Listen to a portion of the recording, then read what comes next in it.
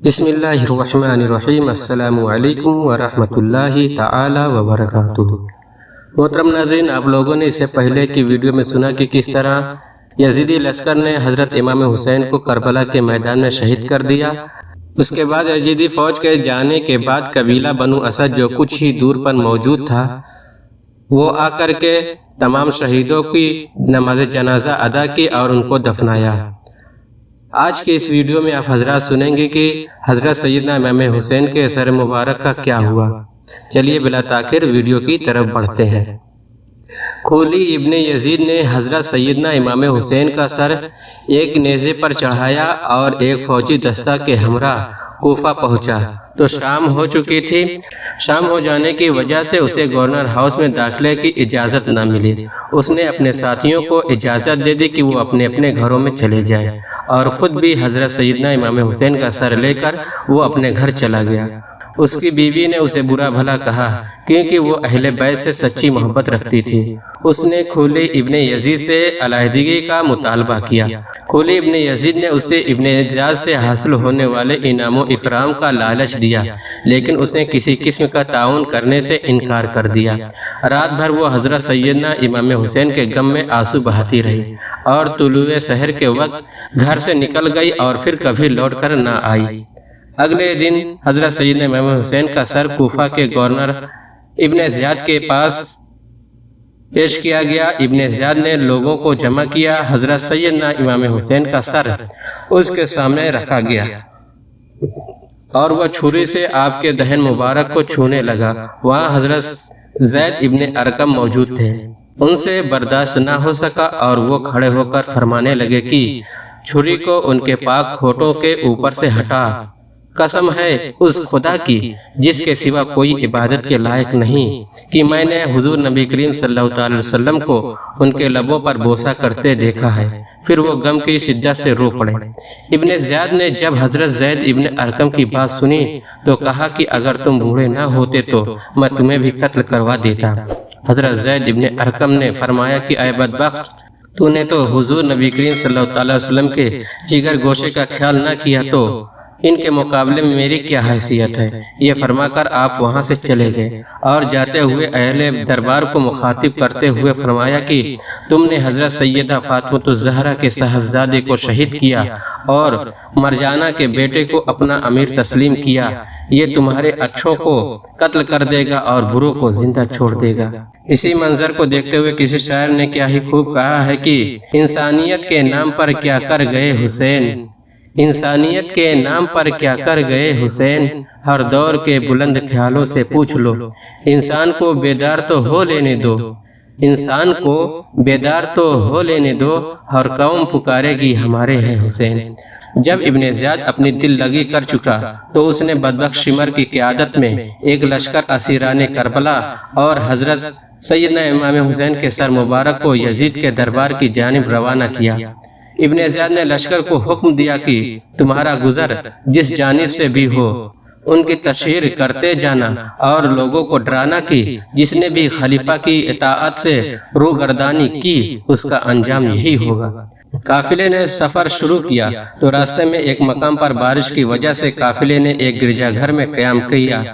گرجا گھر کے پادری نے حضرت سیدنا امام حسین کے سر مبارک کو دیکھا تو شمر کو 10,000 دینار دے کر سر مبارک کچھ دیر کے لیے لے لیا، اور پھر اس نے آپ کے سر مبارک کو دھویا اور عطر و خوشبو لگائی۔ پھر آپ کے سر مبارک کے سامنے ہاتھ باندھ کر با ادب کھڑا ہو گیا۔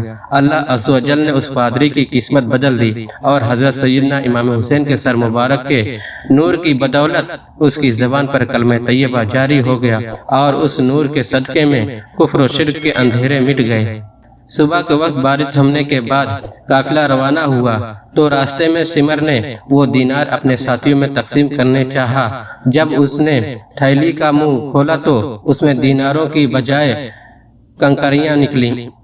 یزید کے سامنے جس وقت حضرت سیدنا امام حسین کا سر مبارک اور اسیران کربلا کو پیش کیا گیا تو اس بدبخت نے چھری کے ساتھ حضرت سیدنا امام حسین کے دندان مبارک کو ضرب لگاتے ہوئے کہا کہ ہماری قوم نے ہمارے ساتھ انصاف نہ کیا، لیکن ہماری کو ٹپکاتی تلوار نے انصاف کر دیا اور ظالموں اور نافرمانوں کی گردنیں اڑا ڈالیں۔ حضرت ابو برزہ اسلمی نے جب دیکھا تو بے قرار ہو گئے اور یزید کو مخاطب کرتے ہوئے کہا کہ اے یزید، بروز قیامت ان کے نانا حضور امت کی شفاعت کریں گے اور تمہاری شفاعت ابن زیاد کرے گا۔ یہ فرما کر وہ دربار یزید سے باہر نکل گئے۔ یزید نے لوگوں کو مخاطب کرتے ہوئے کہا کہ ان کا انجام ایسا اس لیے ہوا کہ انہوں نے خود کو مجھ سے اچھا جانا، اپنے باپ کو میرے باپ سے اچھا سمجھا، اپنے جد امجد کو میرے جد امجد سے اچھا سمجھا، اور اگر میں میدان کربلا میں ہوتا تو انہیں ہرگز قتل نہ کرتا۔ یزید نے حضرت سیدہ زینب کی خدمت میں مال و دولت بطور نذرانہ پیش کیا تو آپ نے اسے قبول کرنے سے انکار کر دیا۔ پھر یزید نے حضرت نعمان ابن بشیر کی سربراہی میں 300 سپاہی کا حفاظتی دستہ اہل بیت کے قافلے کے ہمراہ مدینہ منورہ کی جانب روانہ کیا۔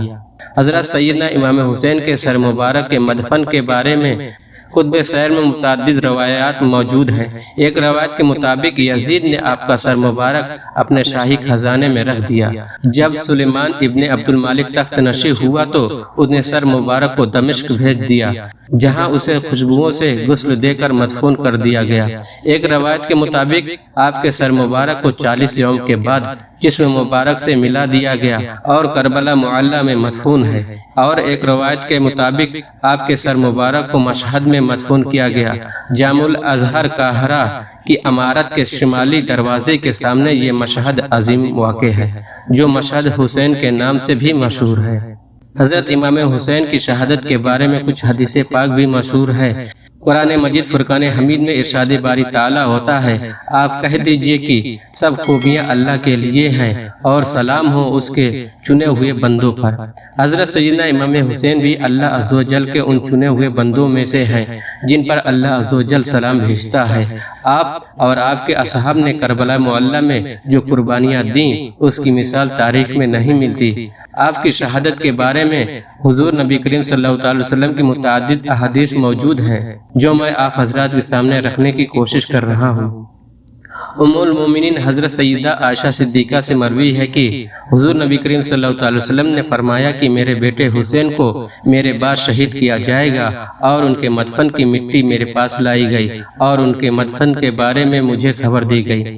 امیر المومنین حضرت سیدنا علی مرتضیٰ سے مروی ہے کہ حضور نبی کریم صلی اللہ علیہ وسلم نے فرمایا کہ جبریل نے مجھے خبر دی ہے کہ میرے بیٹے حسین کو فرات کے کنارے شہید کیا جائے گا۔ حضرت سیدنا عباس ابن عبد المطلب کی زوجہ حضرت سیدہ ام الفضل بنت حارث حضور نبی کریم صلی اللہ علیہ وسلم کی خدمت میں حاضر ہوئیں تو اس وقت حضرت سیدنا امام حسین حضور نبی کریم صلی اللہ علیہ وسلم کی گود میں تھے۔ آپ کی آنکھوں سے آنسو جاری تھے۔